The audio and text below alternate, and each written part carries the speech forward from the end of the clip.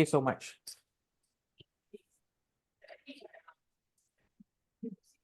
LIS debate team, I see your screen is just frozen. Are you okay? Try to move a bit. Okay, all right, good, very good. All right, good afternoon, everyone, and welcome back to your finals. So, had a good lunch? I just want to hear something so that I know your audio is clear. Yes. Yes, okay, all right, good. Okay, so first of all, congratulations for being in the finals. And we'll move on with the introduction first. As you know that the terms and conditions remain the same, like the one that you did previously.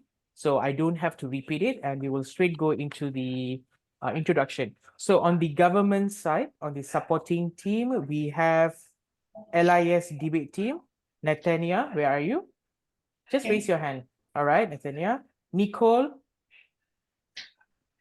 you're in, yes. Adi Johan,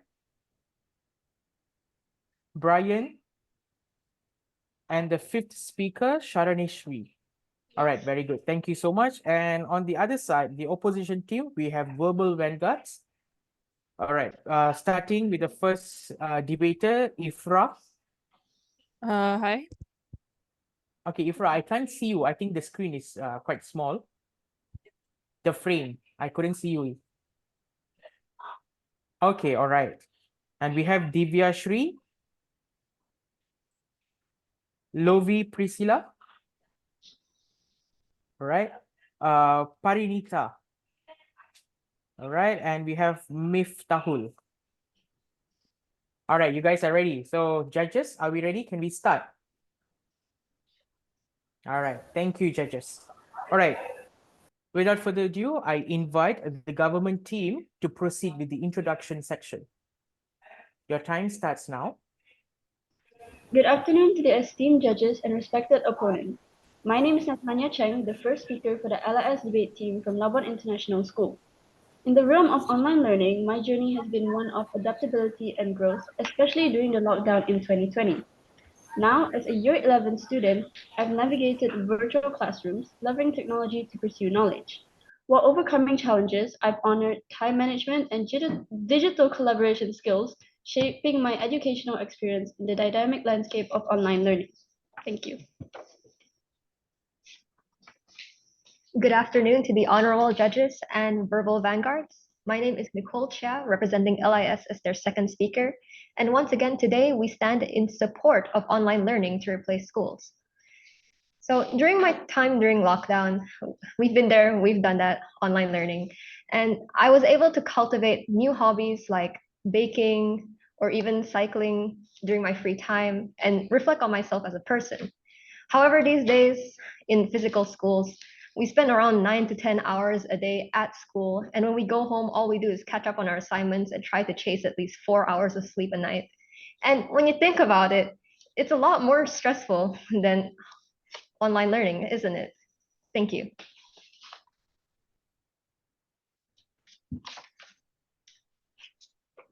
Good afternoon to all honorable judges, verbal vanguards, and all present here today.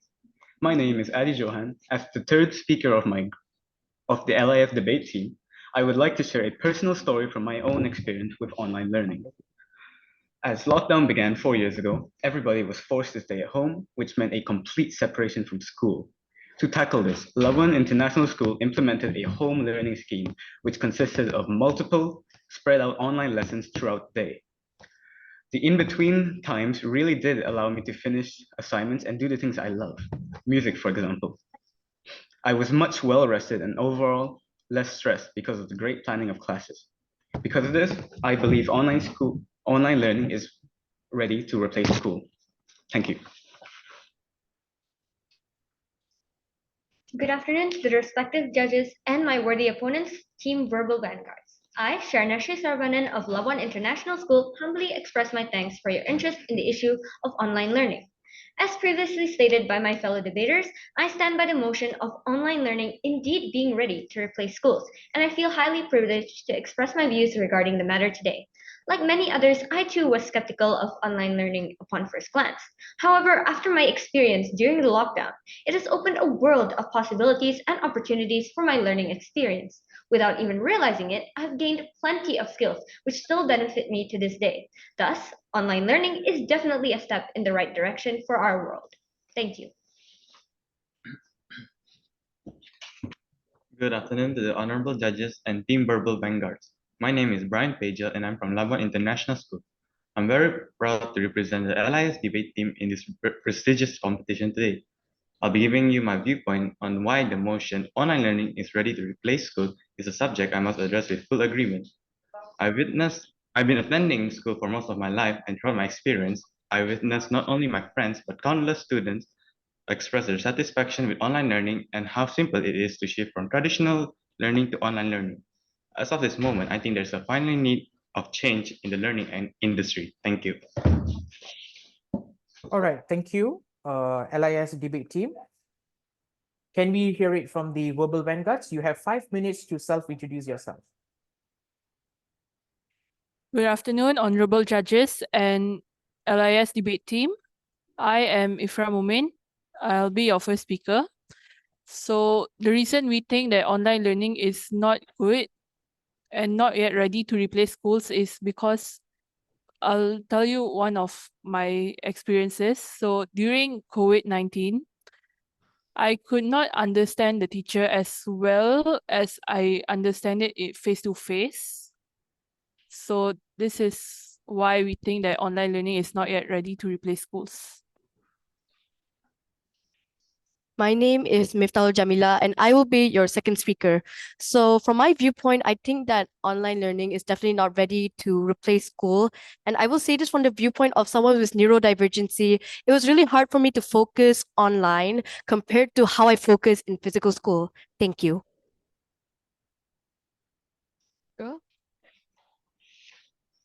Hi, I'm Divya, and I'll be your third speaker for this motion. And I was actually going to explain on why we're called the Verbal Vanguards. So, Vanguard is a group of people that help a certain new idea or new ideology progress. So, we hope with our verbal skills, we can enlighten you guys and maybe help further the discussion on this new idea. Thank you. Good afternoon, everyone. My name is Karinita Kaur, and I will be your fourth speaker. And the one thing that I really remember from online learning is how almost everyone's grades dropped and the anxiety rate spiked, and how children that started off with online learning now have no reading skills. So that really impacted me. That's it. Hi, I'm Levi Priscilla, and I'll be your fifth and last speaker. So based on my experience on online school, I think it was one of like the terriblest, most worst experience ever. First of all, was because of the internet. You know, imagine your teachers talking, and then the only thing I know is me coming out and going in because I have no internet. And definitely my grades dropped so much because I couldn't really hear what my teacher was talking. So I think this is why I think online learning is not ready to replace school. That's all from us. Thank you. All right, thank you so much, Verbal Vanguards. All right, we have both the teams. You have done with your self-introduction. And let me remind you on your timings here. So the first, second, third, fourth, and fifth debater, each one is allocated 2 minutes. You're given 2 minutes for your session.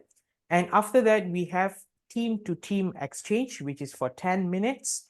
And then you have questions from the judges, which is 10 minutes. And then we give you allocation of 3 minutes for you to have your final discussion. And we will proceed with the conclusion, which is 5 minutes. So I guess you guys are much aware about the timings. And are you guys ready to start? Yes. All right, before that, can we hear it from the timekeeper, the bell? All right, loud and clear. Thank you, Miss Doreen. All right, without further ado, I hereby start the motion for today, which is online learning is ready to replace school. I invite the government, the supporting team to start.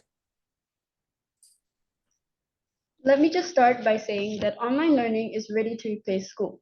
The technology for it is there, it's ready. In the education sphere, technology has rapidly spread throughout schools and revolutionized the way students learn. Technology has helped teachers cater to different learning styles and support pupils who might normally struggle to keep up in an old-fashioned classroom setting.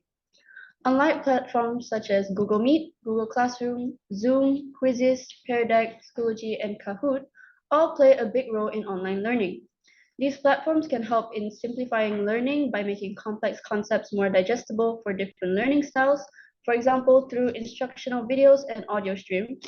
It is also helpful in holding attention, which allows students to better absorb information when learning. The education sector is constantly evolving and technology is always updating and always changing. Compared to a physical school setting where the textbooks they use are an old syllabus or outdated information, the current technology is able to keep up with regular updates, which makes it more efficient when learning. Thank you.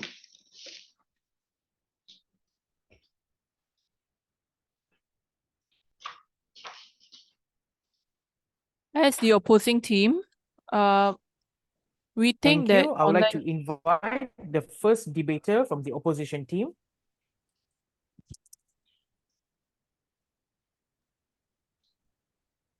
The first debater from Verbal Vanguards, I couldn't hear you. So as the opposing team, we think that online learning is not yet ready to replace schools. But first, what is the difference between online learning and what's school? So online learning, it's the delivery of educational content and instruction through the internet, whereas school is defined as institutions to provide general education to children and teenagers below 17 years old. So our main reason is that the way that students learn, they need hands-on support to learn soft skills, social skills, and knowledge. So, and they aren't yet ready to navigate the learning without offline support. Besides this, without looking at how the students are ready or not, the internet and devices aren't accessible to a lot of the population. Statistics have shown that only 65% of the world has access to internet and devices. And this is especially the case in some countries such as India, where only 70% of them have poor to no internet connection, while only 50% of them have access to devices. This digital divide contributes to educational inequalities and widens the gap between students. And it's a concern that cannot be overlooked. My teammates will present on why the stakeholders, who are the government, teachers, students, aren't yet ready to embrace online learning. Thank you. Thank you, the first debater from the opposition team. I hereby welcome the second debater from the government. Good afternoon, judges and verbal vanguards. I would like to establish what do we exactly mean by schools and what is their purpose. Schools are educational institutions established for the purpose of teaching and learning general information, and we have the technology to deliver this. While one could argue that online learning lacks the emotional engagement with teachers that physical schools have, schools are not daycare centers. It is the teacher's duty to educate them and treat and it is their responsibility to motivate them to keep up their studies, to manage their own time without needing constant supervision and verbal cues from their teachers. Online sense the and independence among them. Since while acknowledging the importance of positive relationships, it is crucial to hold the purpose of schools as education institutions. Teachers, as educators, should prioritize the dissemination of knowledge, the cultivation of critical skills, and the promotion of an equitable and respectful learning environment, ensuring that the students are well prepared for the opportunities and responsibilities that lie ahead. Thank you. Thank you. Second speaker from the supporting team. Can we have the second speaker from the opposition? Test. Hello? Okay.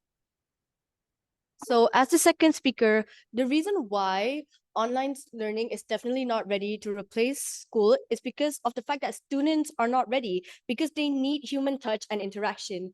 They're not ready because of their social development and their academic performance. So let me touch upon the social development. There's going to be a lack of peer support and cooperation. So for one, the most things that you notice about schools, about physical schools, is that there's a lot of friend groups.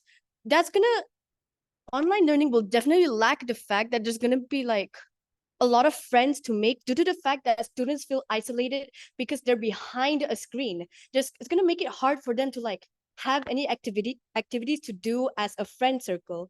So which is why it's going to be like harder for them to socialize and interact easier.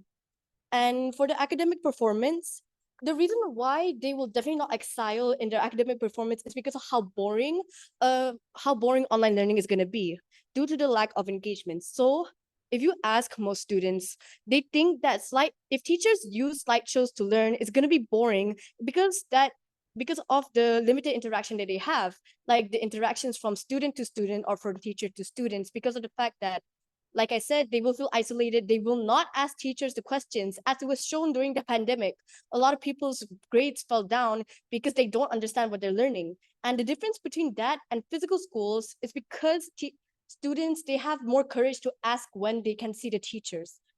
Basically, like they can talk and have conversations with the teachers.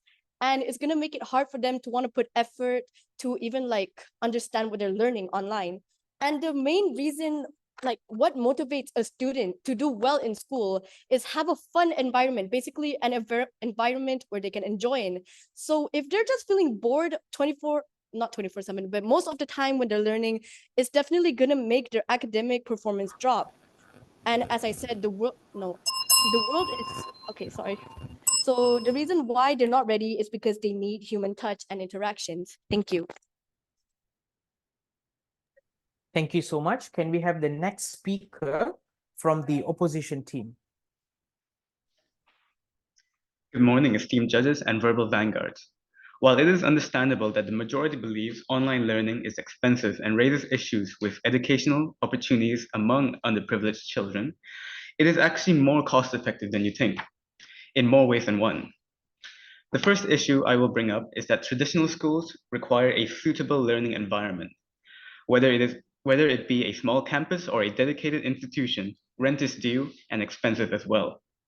On the other hand, hosting virtual classrooms means that both students and lecturers are able to work from the comforts of their home and are also able to join even in foreign borders. Secondly, the cost of textbooks is one of the biggest costs associated with higher education.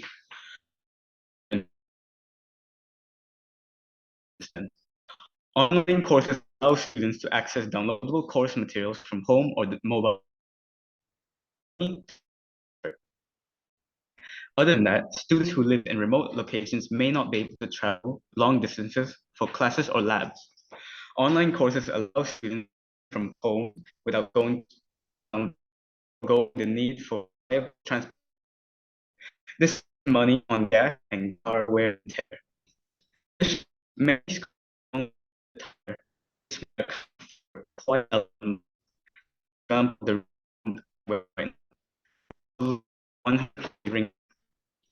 learning other expenses. Thank you. I'm sorry, LIS debate team, your line is breaking and we couldn't hear you.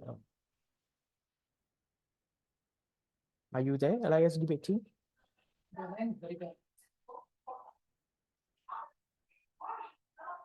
LIS debate team, yes. The recent speaker, we couldn't hear you clearly. All right, so I'd like to invite you to represent. Okay. Thank you. While it is understandable that the majority believes online learning is expensive and raises issues with educational opportunities among underprivileged children, it is actually more cost-effective than you think, in more ways than one. The first issue I will bring up is that traditional schools require a suitable learning environment. Whether it be a small campus or a dedicated institution, rent is due and expensive as well. On the other hand, hosting virtual classrooms means that both students and lecturers are able to work from the comforts of their home and are also able to join even in foreign borders. Secondly, the cost of textbooks is also one of the biggest costs associated with higher education. With online learning, students can save on textbooks without ever having to purchase them. Online courses allow students to access downloadable course materials from home or mobile devices. This saves money, time, and effort. Other than that, students who live in remote locations may not be able to travel long distances for classes or labs. Online courses allow students to learn from home without going into town daily, foregoing the need for reliable transportation options. This saves money on gas and car wear and tear. Additionally, many schools have their own preferred attire.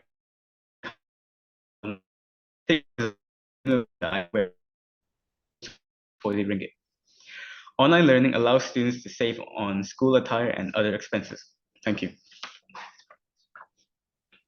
Thank you, LIS debate team.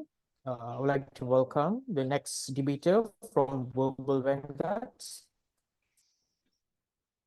Good afternoon. Okay, I would like to speak about the brain development factor. Okay, so before I start elaborating, I would like to emphasize that the students that this would affect would be students under 17. So we're talking about school, that's children and teenagers. It's people from the age of 6 until 17. Okay, so their brains physically is not fully developed, right? So they lack maturity. They lack the ability to hold themselves accountable. And you can't blame them for this. You can't just say, oh, they'll just adapt to it. They'll slowly learn how to figure it out because their brain physically is not developed yet. Many studies have found that the rational part of your brain does not fully develop until around the age of 25 years old. So these students, the age 17 and below, most definitely still need guidance. They need an external force to make sure they are held accountable because again, their brains, the part that is responsible for self-accountability, is not completely developed yet. So we need that guidance, and that guidance can be given through teachers, right? So that external guidance is important for us, especially primary school students, but honestly, everyone that would be affected by this, right? And face-to-face interaction is the best way for them to be guided. They need on-site guidance. And apart from the fact that they are mentally not developed enough for this sense of accountability for your own education, it also stunts social development. As my second speaker said, it limits your social interactions. And it's so important for children this age to be surrounded by and to be able to talk to peers their own age. If they do not get that experience, their brain and their own social skills won't develop the way that they're meant to be. Apart from that, you can also say that this content is also, online learning as a whole is too passive for these kids. And again, their brains are not fully developed yet. They get bored very easily. So I'd just like to say that their brains physically are not developed for this. Okay, that's all from me. Thank you.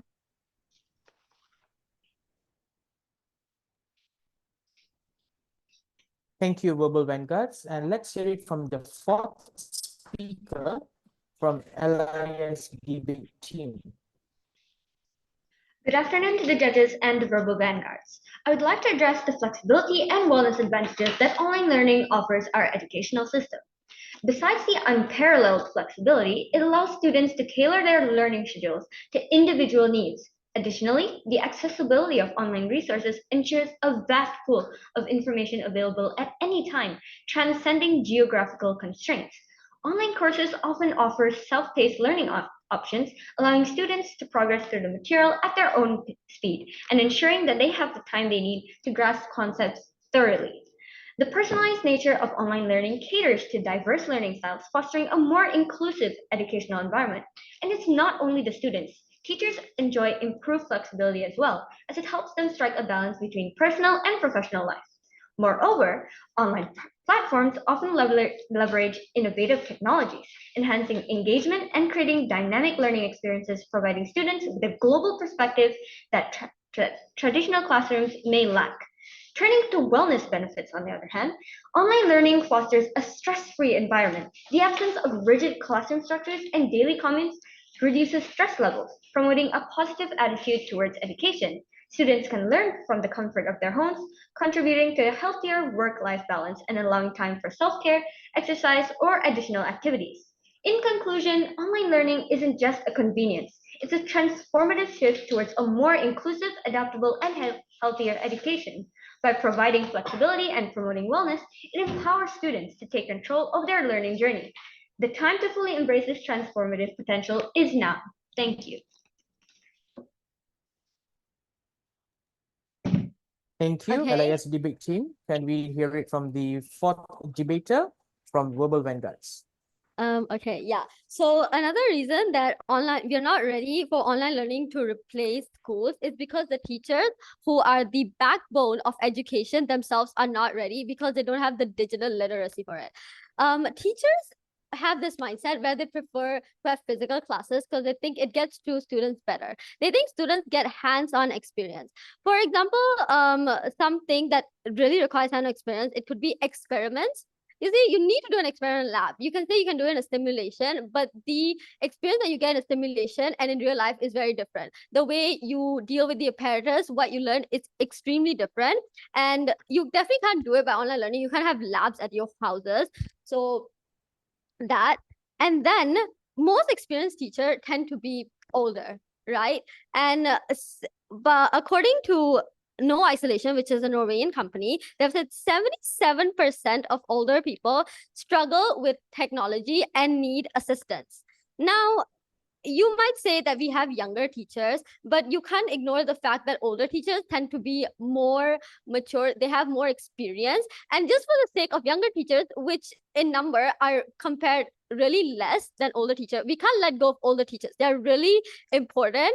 So we can't do that, right? And we already have a shortage of teachers as it is. So letting go more teacher, we have no teachers for education. What education are you gonna get, right? So if the teachers themselves are not ready to teach, how are you going to teach? You need a teacher for the education to get through. And most teachers, like older teachers that are majority, they don't have the time. If you just start now, they won't have the time to learn how to adapt to this new technology. And most of them don't want to adapt to this new technology. So if the teachers don't want to, and some of them physically cannot do it, how are we going to get the education through? Are you ready to sacrifice the education of our children for online learning? Thank you. That's all for me. Thank you, Verbal Vanguards. All right, let's listen from the fifth debater from LIS debate team. Debaters, please adhere to your timings here. If you hear the bell rings, then you have to stop. Thank you. Good afternoon to the judges and Team Verbal Vanguards. I stand before you today to shed light on the transformative power of online learning, a phenomenon that has taken the education industry by storm. Did you know that a staggering 49% of students worldwide have already embraced online learning in some form? This statistic is a testament to the profound impact this mode of education is having on our global society. Since its inception in the year 2000, online learning has experienced a mind-blowing growth of 900%, making it the fastest growing market in the education industry. This isn't just a trend, it's a revolution that's reshaping the way we acquire knowledge and skills. According to a recent survey, an overwhelming 70% of students prefer online learning over traditional classroom methods.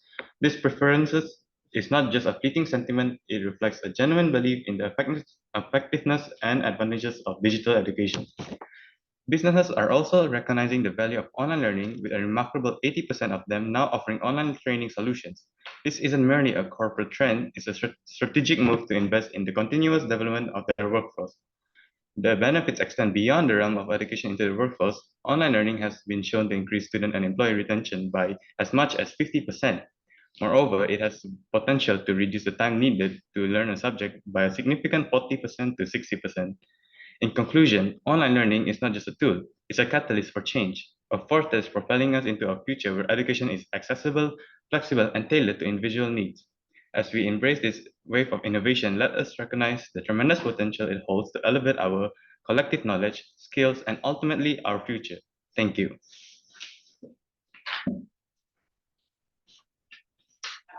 Thank you so much, LIS debate team. And let's hear it from the fifth debater from Verbal Vanguards. Okay, so as the opposing team, I'm going to be speaking about online learning is not ready to replace school. So I'm going to be speaking about compulsory education. So according to the section of 29A of Education Act 1996, parents must ensure their kids are at Tadika or preschool at the age of 6 years old. If they fail to send their kids or they stop their kids from halfway studying, they have to pay a fine of 5,000 ringgit or be in prison for 6 months. So this is to ensure everyone is studying and getting enough knowledge that they need. Imagine if government does not impose this rule. So government actually just wants to keep track of students who are studying or not. Well, there's definitely a question will be raised stating that parents can monitor their children. Well, not all parents are at home. Most parents are working parents that will not be with kids 24/7 who can monitor them all the time. So I actually have a statistic proof that shows that studies have showed that although online class registers are increasing, almost 40 to 80% of online students has been dropping out. So they end up dropping out. So I can say that this is because online schools does not have teachers. So imagine teachers can help them to like boost their energy and give them moral support of what they need or know what they want.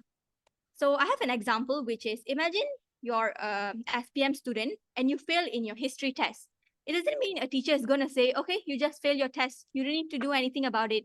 No, definitely a teacher is going to give you the support you need, the moral support, and she's going to give you work to do based on what you actually need to improve.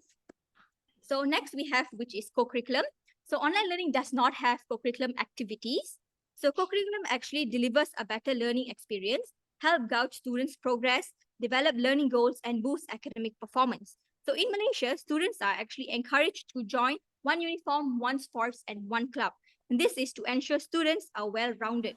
So this is why I think that online learning is not ready to replace schools. Thank you. Thank you so much, debaters. Well done to the government, the supporting team, as well as the opposition team. Your 2 minutes for individual debating slot has come to an end, and now we will proceed to the team-to-team exchange. The government team and the opponent, you both are given 10 minutes each to present for this slot. So I hereby invite the government, the supporting team, to start off with a team-to-team exchange. Your 10 minutes starts now. Okay, I would like to touch on one of the points that was brought up by the government team is that the technology is already there, which is great. We admit that the technology is there, but there are so many countries where people cannot access the technology. As in my first speaker talked about the statistics in India of how many students, almost only 30% of students in India have access to this technology. What about the 70%? The technology is there, great, but they don't have access to it. So at the end of the day, it doesn't matter that it's there. The access is the important thing. And you'd effectively be taking away the right to education from underprivileged students. You're only giving it to students who can afford it, and that would create an imbalanced education. Do you have anything to say about that?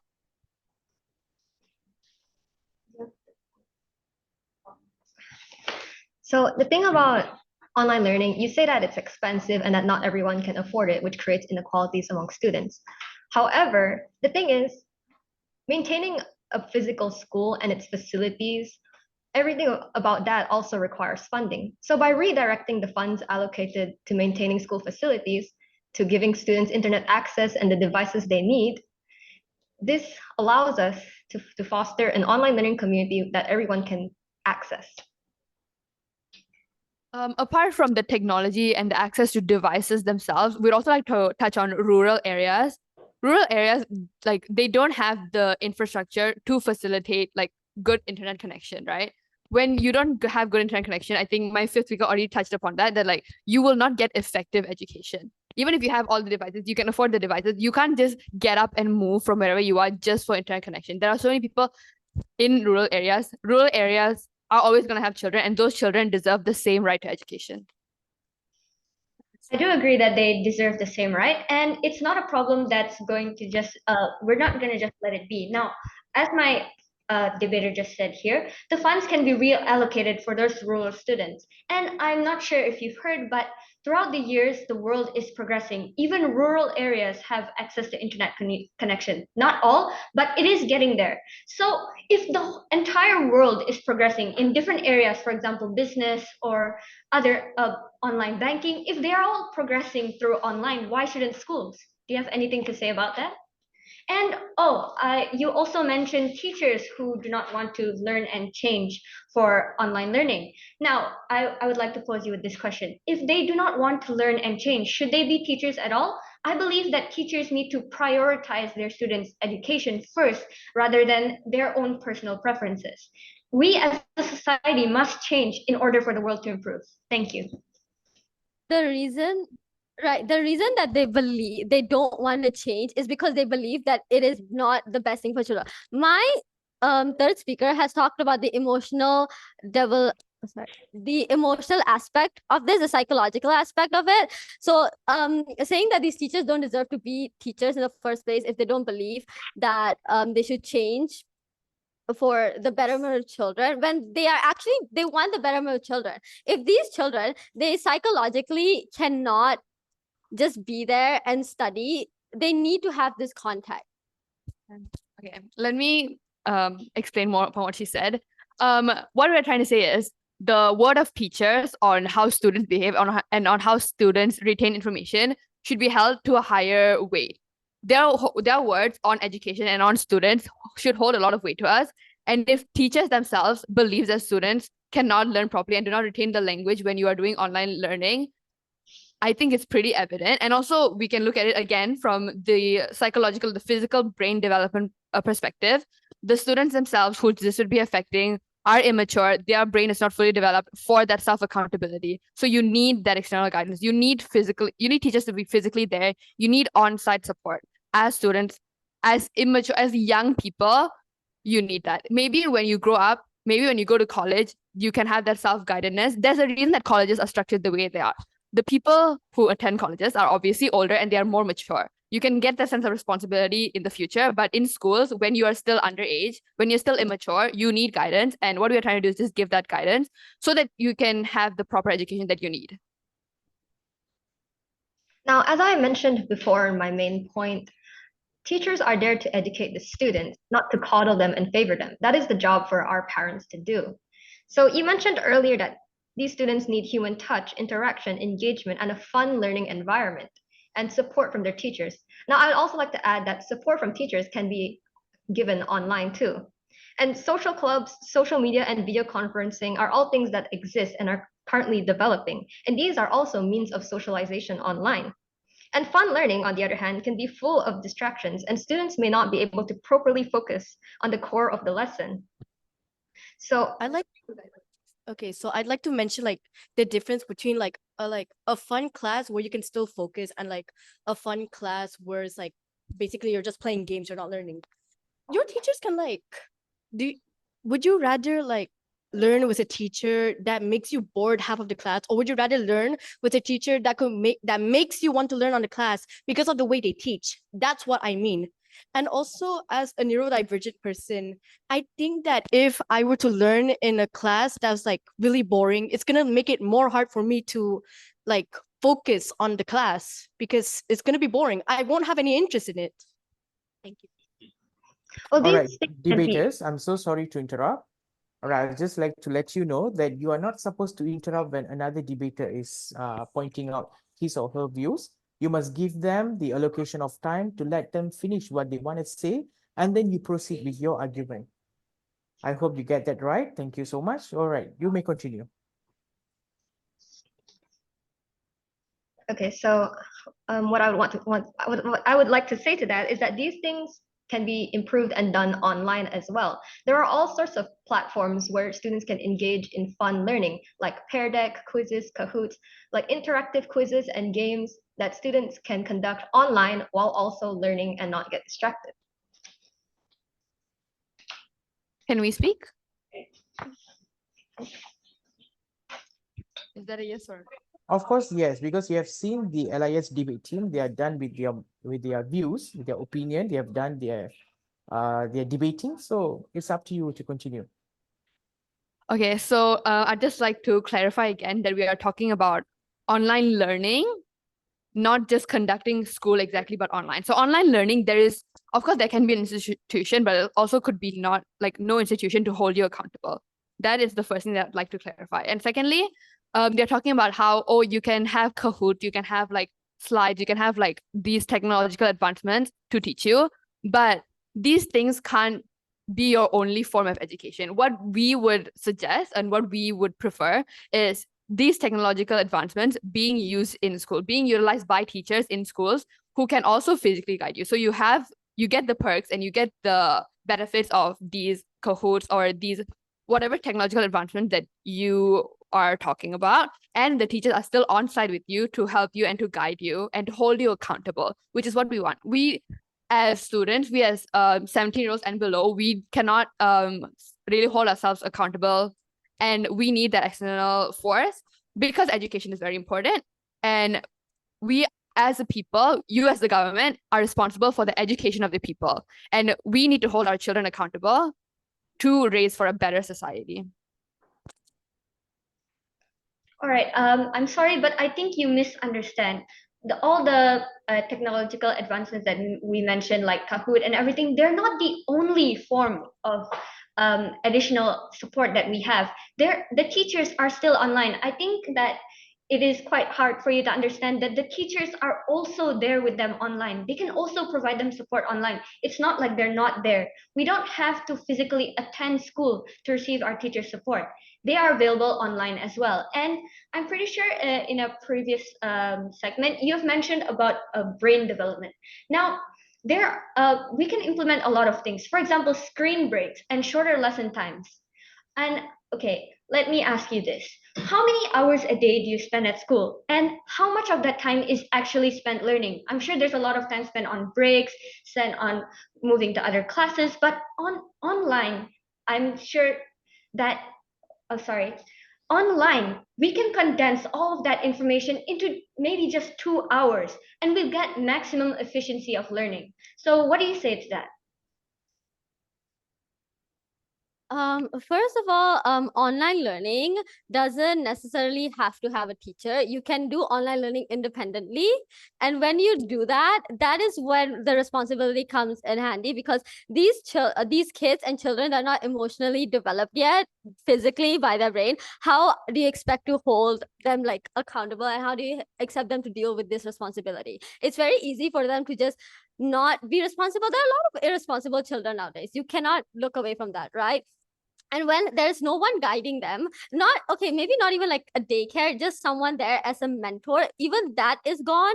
How are they there's no sense of responsibility at all. And I think that is evidenced by the fact that you brought up like, oh, online school is preferred by this many percent of students. Yeah, it's preferred by them because they are immature. They lack that accountability. They like being able to slack off. They like that freedom. They like that fun. But I think the effects of online learning can like very clearly show, like, the grades are going down. People's retention of that knowledge has gone down. And we should not let students be 100% accountable for their own learning. We should be taking care of these children. We should be making sure that they're well equipped with education, with proper education. And the way for us to do that is on-site guidance.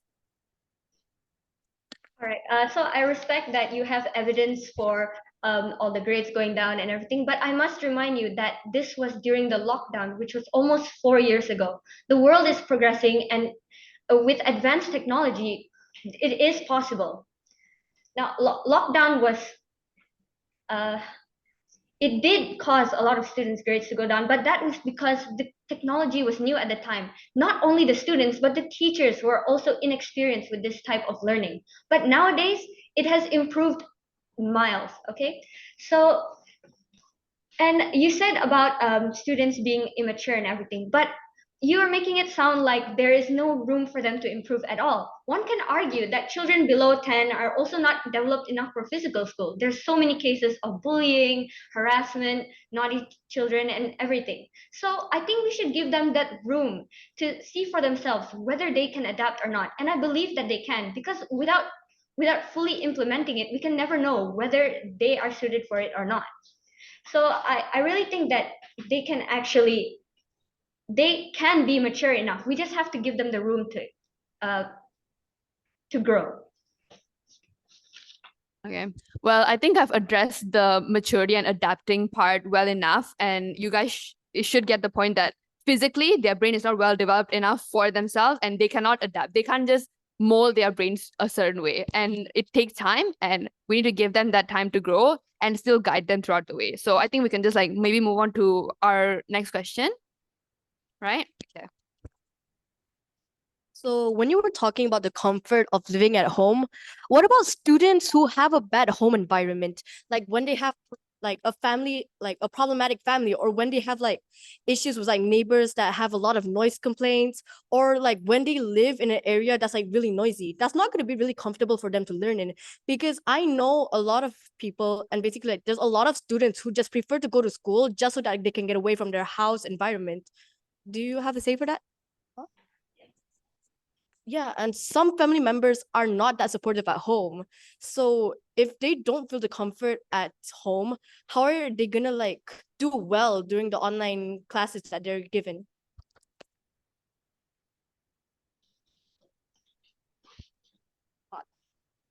Now, you talk about how online learning environments can be bad, and some students don't have a good home environment to adhere to online learning, but bad school environments do exist as well.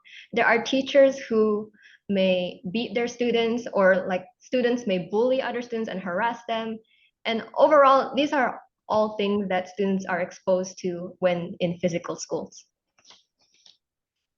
Okay, so when you compare parents and kids at school and teachers, one thing is the right that they have over their children is very different. When a teacher beats a child or bullying, it's very easy to take legal action. But with a parent, there are laws that protect parents protect parents even after they're emotionally abusive to their children. So this comparison doesn't really stand because of like the rights they have over the children. It's too different. It's too wide.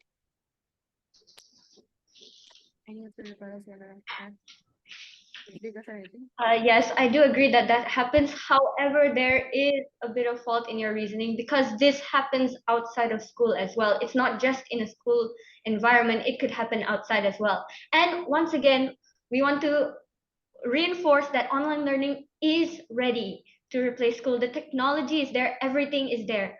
And at school, to learn a course, and at school, we normally learn a course or syllabus, and it is fully doable online nowadays. So what do you say to that?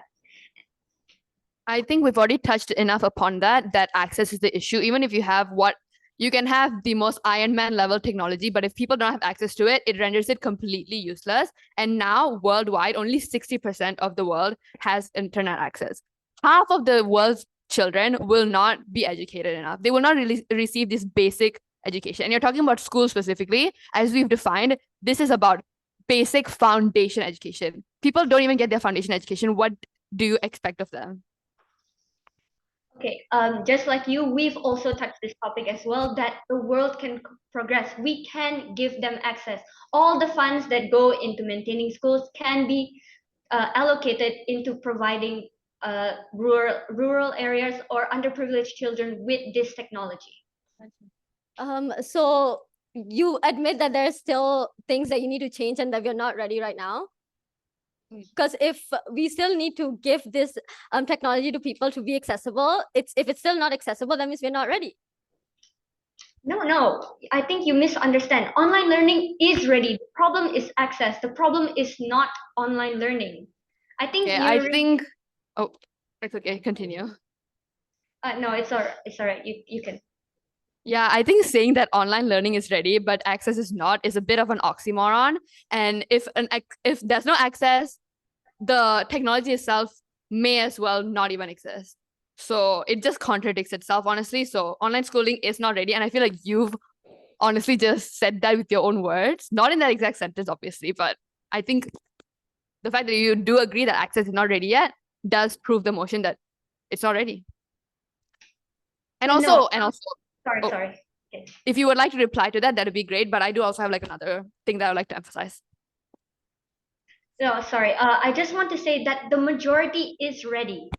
the technology is ready. We're not saying that access is a problem or anything, okay? Majority is ready. That is our point here, okay? You may continue.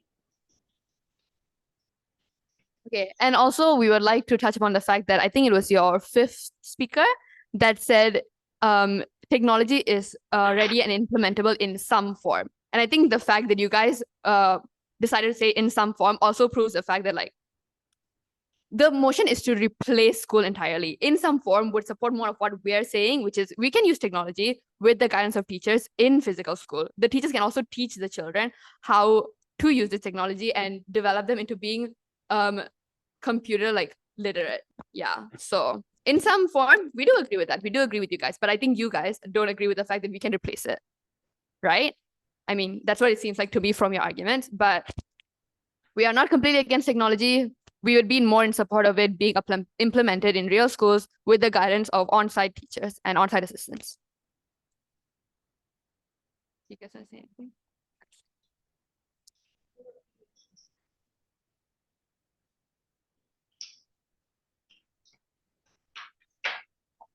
All right, debaters, you have the final 2 minutes. You can say what you want to say, and then we'll wrap it up.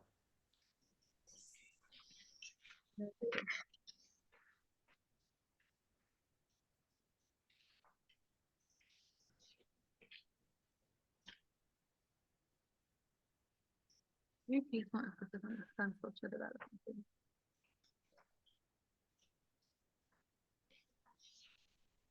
you guys want to say something? Right. That is a very captivating argument. However, we would like to say that our school already conducts online teaching and pretty successful at that. And also, we would like to bring up that many rural areas have bad school infrastructures as well.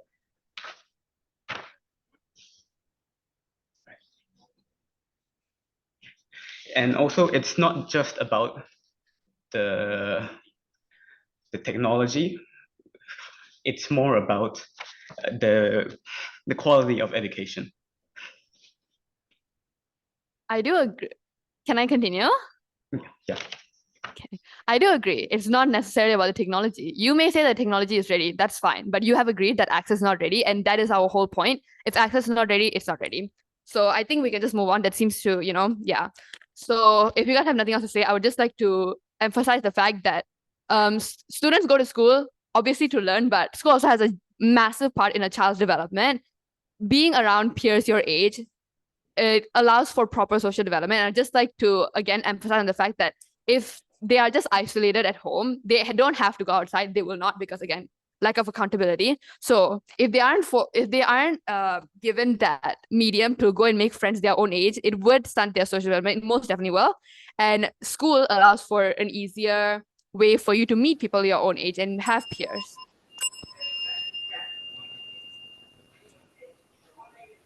Okay, time's up here. All right, debaters. Thank you, Miss Doreen. All right, debaters, there was a brilliant debate, brilliant discussion. However, my instruction was the first 10 minutes to the government and the next 10 minutes to the opposition team. It's supposed to be the other way around, but you had it like a discussion, a debate session.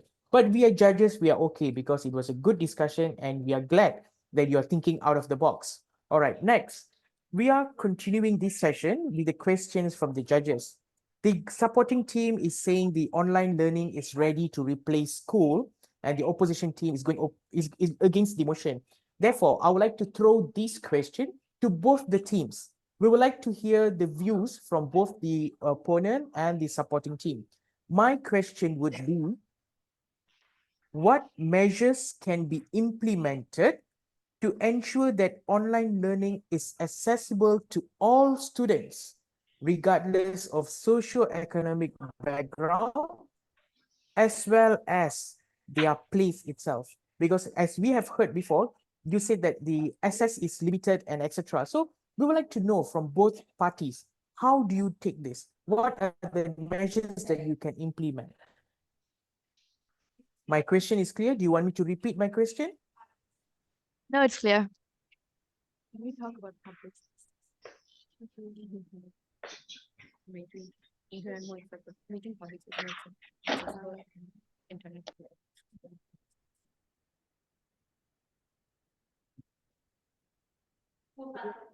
Anyone can start. Anyone can start. Okay. If we can start, I would like to say that we want to make it accessible to all children, meaning the public. So I think if it were me, I would start by making public spaces more accessible by building more libraries, by building more places where people can freely use the internet, where the public has access to good strength internet, where they can carry out this online learning. But as of now, we don't have that yet. In the future, maybe the government can build those public spaces and can build those infrastructures and have better access to internet. But as of now, we do not have that yet, unfortunately.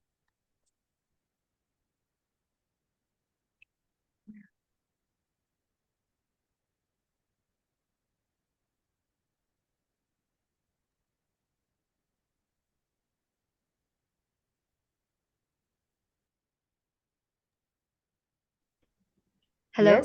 Yes, LIS debate team, you may continue. All right. So these facilities that you mentioned just now about the infrastructure and all that are actually, they can be made accessible online for much cheaper. Online libraries, accessible resources like books and stuff, which can be downloadable and accessed from anywhere at any time. These are all things that can be implemented online. And we have mentioned earlier multiple times about redirecting funds into better internet infrastructure, because we all know that schools spend millions each year on trying to maintain their facilities and giving the students what they need. Now, this can be redirected to better devices and internet access for everyone. By also giving one laptop to each student.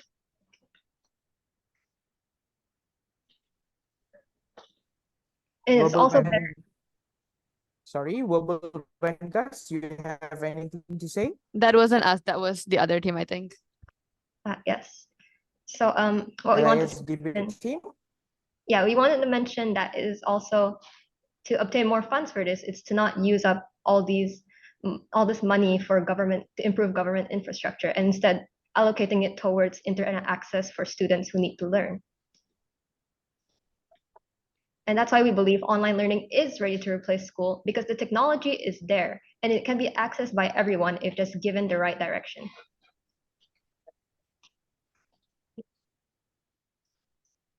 All right, thank you, LIS debate team and Verbal Vanguard.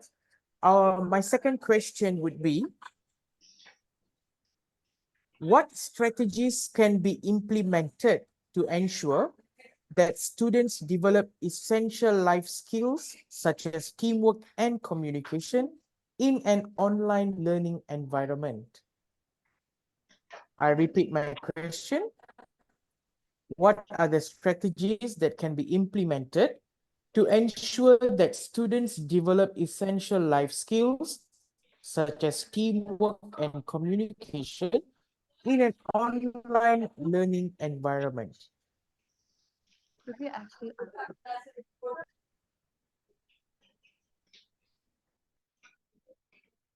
I would like to call upon Verbal Vanguards to answer this question first.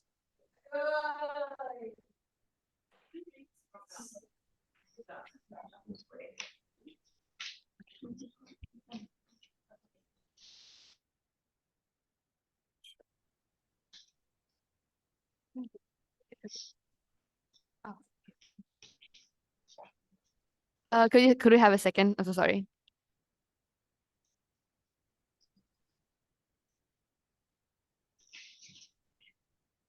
Okay. When you have the flexibility of online learning, it would actually allow for you to go out and live your life as you please, go out and participate in, whatever social activities that you feel like you want to. And in those social activities, you may be able to meet people that are more your type and more friends. Yeah, and also in online learning itself, you would be able to do collaboration over the internet. And in fact, you would be allowed to even you'd have the means to even collaborate on a global scale with people from all across the country or all across the world. So that is one way academically. And then the other way would be because of the flexibility, you would have more time and you can choose when and where you want to be, and meaning you can choose who you want to socialize with. So I think there's like two ways that it can help.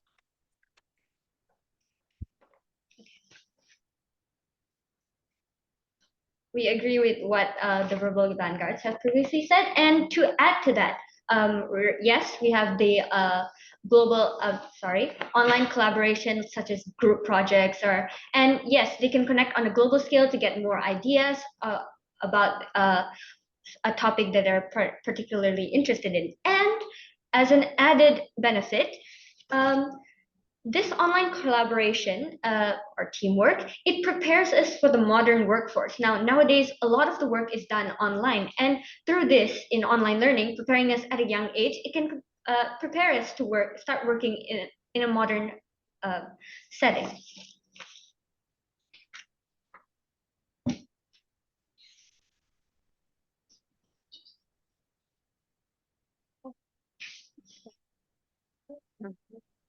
All right, thank you, LIS debate team. Verbal Vanguards, you have anything to add on?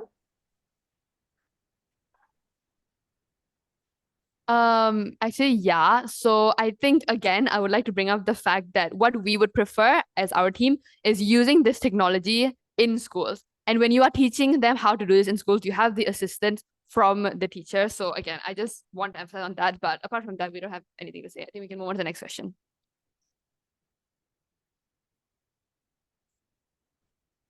All right, I give this opportunity to LIS debate team to wrap up for the question. You have anything else to add on? Yeah, we would like to add that these by collaborating online, they can also learn new skills like how to use their devices and communicate with others online, which again, as my fellow debater here mentioned, prepares us for the modern workforce. And besides that, I would also like to mention that clubs, like online clubs, also do exist and are a means for students to communicate and socialize with one another, even for group projects.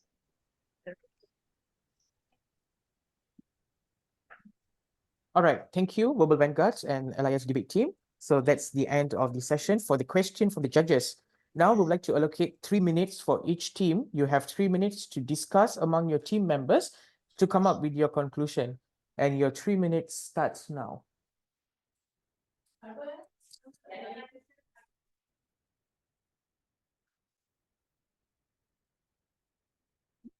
Your discussion will be for 3 minutes and your conclusion is for 5 minutes.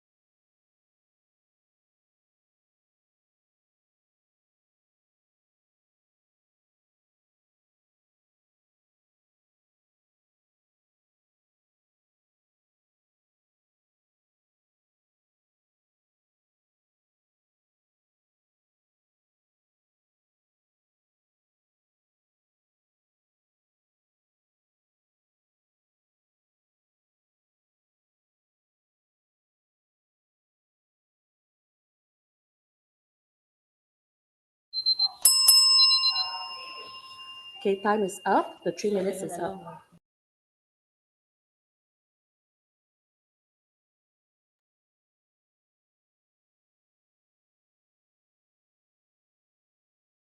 Hi, debaters. Your time's up for discussion, and let's hear it from the supporting team. Can we have the conclusion from your team? All right, thank you. So we'd like to sum up our main points. Okay, so first of all, there's the cost effectiveness, which enables students to access quality education without the financial burden of traditional schooling. And online learning also promotes self-discipline and time management skills. Another notable benefit of online learning is the opportunity for continual skill development and lifelong learning. Online platforms also offer a wide range of courses and resources for professional development. Aside from that, online learning also facilitates a more inclusive educational experience by accommodating diverse learning styles and preferences.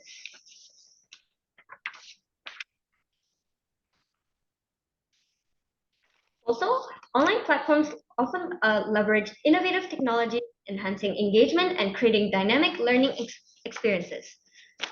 Now, we'd like to address some of the points that the opposition team have given us. So, first of all, regarding neurodivergence. Now, that is a good point. However, the special needs can be targeted better online, as teachers can focus on individual students.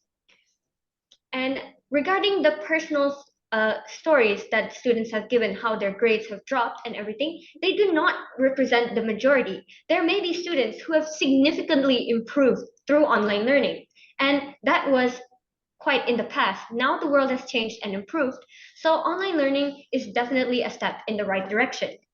And the problem regarding students needing hands-on learning, it is all available. We can do all sorts of experiments such as gardening or art projects online, and it does not specifically need to be behind the screen at home. It can be done in public areas or institutions. Now, about needing a fun environment, it can likely be a distraction. As we said before, online learning can condense a long lesson. We normally spend 10 hours at school, and it can condense it to just 2 hours a day. The rest of the day can be for freedom and fun activities to improve oneself. And about brain development, we can implement screen breaks, shorter lesson times, and learn through playtimes outside of school hours. As for the younger students, they can exhibit the same behavior at physical school as well.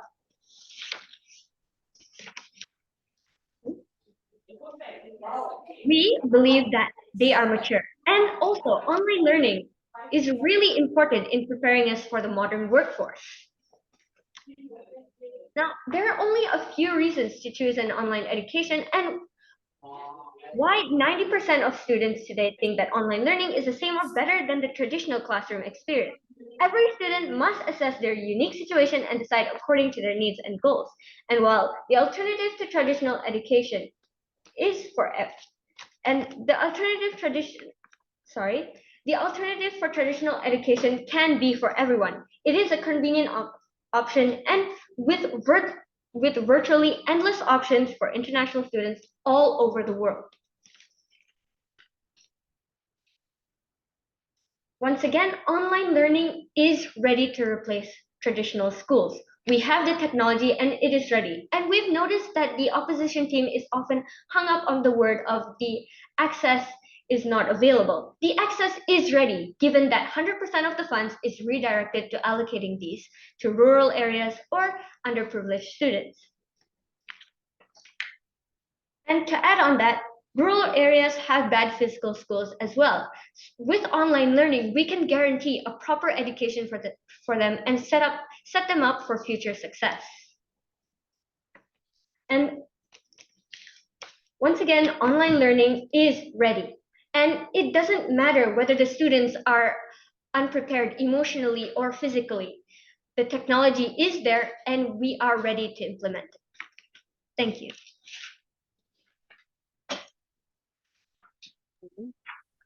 Thank you, LIS debate team. And let's listen from the verbal vanguards on your concluding point.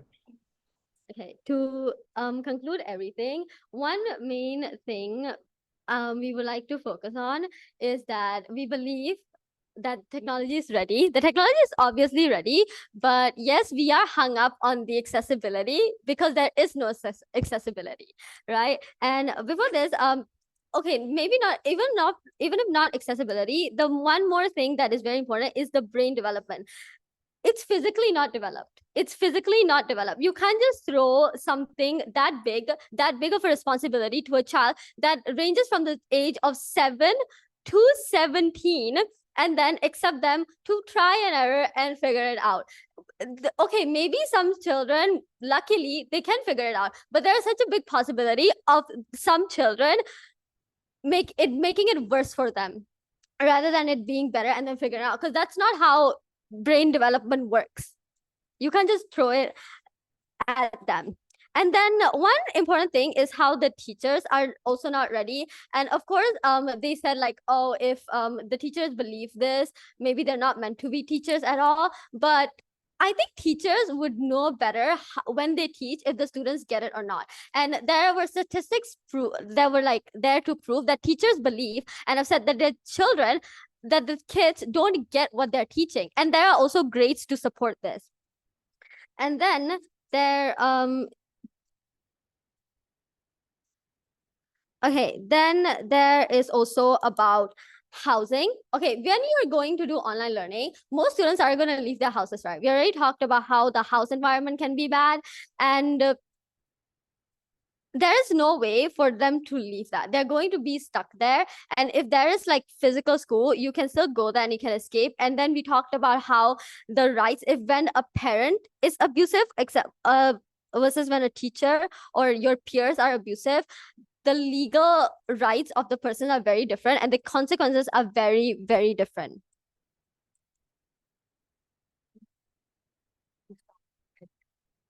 Right? So one thing that we believe, and then for online activities, we need to realize that when we leave, okay, online learning doesn't necessarily have to have a mentor. Online learning can be very independent. You can do it just by yourself. So there's nobody to guide you, nobody to mentor you, tell you anything. It's very easy for children to not do things because children and teenagers are known for just doing things that make them happy.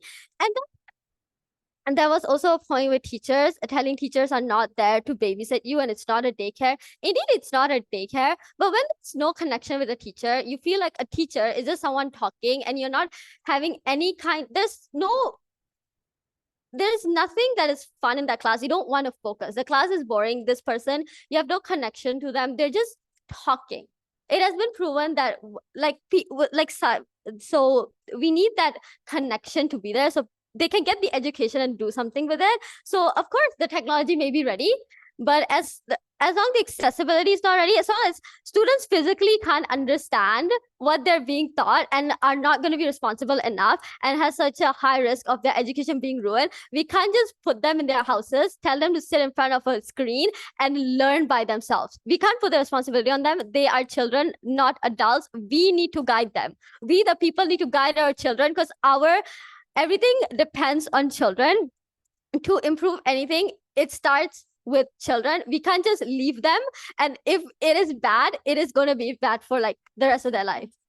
Our future, it depends on children. So please consider how important the education is. And you can't just leave them alone and ask them to figure it out. Thank you. All right. Thank you, LIS debate team, as well as Verbal Vanguards. All right. So that's the end of our session. I'd like to take this opportunity to thank all the judges, my respected timekeeper, for your time, for being with us this afternoon. And well done. Thumbs up to both the team. Let's be in the main room and we will know the results shortly. All right, thank you so much. Don't Bye. leave the room, yeah? Thank you, Dr. Devin and the judges.